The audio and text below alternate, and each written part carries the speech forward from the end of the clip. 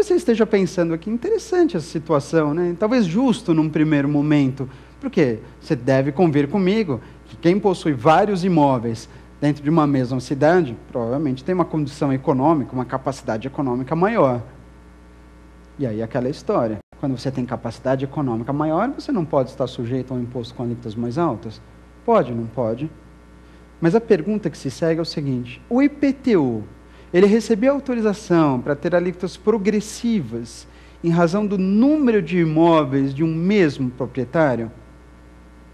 A Constituição em algum momento dispôs nesse sentido? Não, né? Não mesmo. O que a Constituição informa para a gente é que o IPTU pode ter alíquotas progressivas por conta de duas circunstâncias diferentes.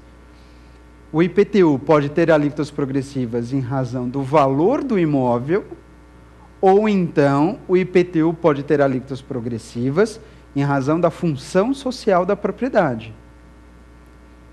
Você percebe que em nenhum momento a Constituição Federal autorizou ao IPTU ter a aplicação de alíquotas progressivas por conta do número de imóveis de um mesmo proprietário. Não mesmo. Ainda que você pense nessa possibilidade, essa autorização não foi dada pela Carta Magna.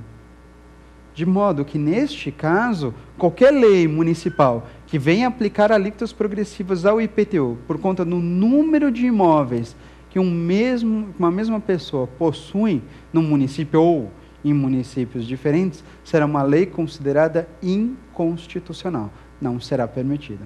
Ficou claro? De verdade? Vamos partir para mais uma pergunta, então? Vamos lá? Professor, o que seria mais justo? Impostos progressivos ou impostos proporcionais? Impostos progressivos ou impostos proporcionais? A nossa última dúvida no nosso encontro no dia de hoje. Olha só, é com cuidado que a gente deve analisar isso. Impostos progressivos e proporcionais. Primeiro, um breve relatório a respeito dessa aplicação desses dois princípios. Princípio da progressividade e princípio da proporcionalidade. Então, na progressividade, você percebe o quê? Que as alíquotas, elas aumentam, elas são variadas em razão da base de cálculo. Bem, então, ou seja, não só a base de cálculo aumenta, mas por conta do aumento da base de cálculo, a alíquota aumenta também da mesma forma. Bem, às vezes de uma maneira um pouco mais intensa, outras nem tanto. Mas e quando que eu percebo a proporcionalidade? Na proporcionalidade, as alíquotas, elas não se mexem. Na proporcionalidade, as alíquotas são fixas. Mas o imposto que você paga é proporcional à base de cálculo. Peraí, como é que é então? Qual é a diferença? Você não pode repetir isso? Qual é a diferença entre progressividade e proporcionalidade? Sem dúvida.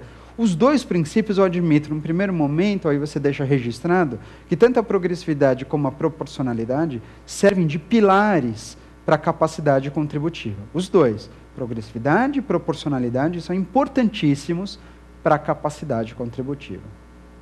Você pode ir até além. Você pode dizer que todo imposto progressivo é um imposto proporcional.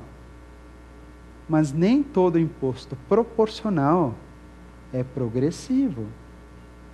Espera aí, como é que é então? Eu repito para você, a informação é bem tranquila. Você diz, então, que todo imposto progressivo, ele é proporcional. Todo imposto progressivo é proporcional, sem dúvida. Mas a recíproca não é verdadeira. O imposto proporcional, ele não é progressivo. O progressivo é proporcional. O proporcional não é progressivo. Isso por quê? Porque, na verdade, no imposto proporcional, a alíquota é sempre a mesma, 1%, 10%.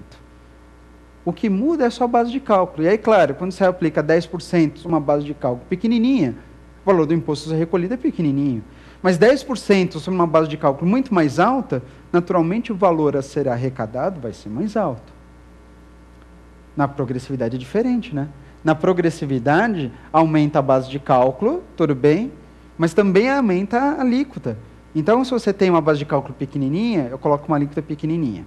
Tudo bem. Se eu tenho uma base de cálculo maior, só para ela ser maior, se eu aplicasse a mesma alíquota pequenininha, o valor seria mais alto. Mas na progressividade, a base de cálculo aumentou, vai aumentar inclusive a alíquota. Quando então você terá não só a progressividade bem latente, mas terá também a aplicação da proporcionalidade. Deu para entender? Agora, a pergunta do nosso colega foi no sentido, então o que seria mais justo? Né? O que seria mais adequado? Impostos proporcionais ou impostos progressivos? E aqui é para a gente arrematar toda a situação de hoje. Lembra que eu falei para vocês, logo no início, que o princípio da capacidade contributiva ele tem por objetivo alcançar a chamada justiça fiscal? O objetivo da capacidade contributiva é de se atingir a igualdade tributária. E você conhece esse princípio, né? O tal da igualdade. Ele diz mais ou menos assim, né? Que os iguais serão tratados igualmente e os desiguais desigualmente na medida das suas desigualdades. Não é assim que funciona? Perfeito. O que você acha, então, a respeito de impostos com alíquotas proporcionais? Pense, olha só. Imagina o seguinte, que você tem a aplicação da alíquota de 10%. Bem, você deixa a alíquota proporcional, né? Então a alíquota é fixa, 10%. Base de cálculo pequenininha, 10% base de cálculo pequenininha, paga um imposto pequenininho. Agora, só que você aumenta a base de cálculo. Bem, então imagina, uma base de cálculo de 100, aplicar 10%, vou pagar R$10. Só que aí o outro tem uma base de cálculo de 1.000, 10% paga R$100. Mas você percebe que neste caso, uma pessoa que tem uma renda de 100, não é diferente de uma pessoa que tem uma renda de 1.000? Professor, é claro que é, sem dúvida. E aí? Se você aplica a mesma alíquota de 10% para quem recebe 100 e 10% para quem recebe 1.000, se essas duas pessoas têm rendas diferentes, não são desiguais? São. Só que apesar dessa desigualdade, você está aplicando a mesma alíquota. Você está atendendo o princípio da igualdade tributária? Não está, né? Você não está. Você não está por quê? Porque aí você está tratando os desiguais de forma igual. Você está tratando dois desiguais, um que ganha 100 e outro que ganha 1.000, com a mesma alíquota de 10%. Esse é o ideal? Não, o ideal é os desiguais devem ser tratados desigualmente, na medida das suas desigualdades. Portanto, eu diria, o mais justo, não que isso seja fácil de ser feito, mas o mais justo não é o imposto com alíquotas proporcionais, mas o imposto com alíquotas progressivas. Alíquotas essas que vão variar, inclusive, de acordo com a capacidade econômica de cada indivíduo. Tudo bem? Ficou claro, então? Joia, hoje a gente versou um pouquinho sobre capacidade contributiva e os temas relacionados a esse princípio. Olha, mas dá tempo de sair, voltar rapidinho, porque a gente ainda tem um terceiro bloco, o X da questão. Estou esperando por você.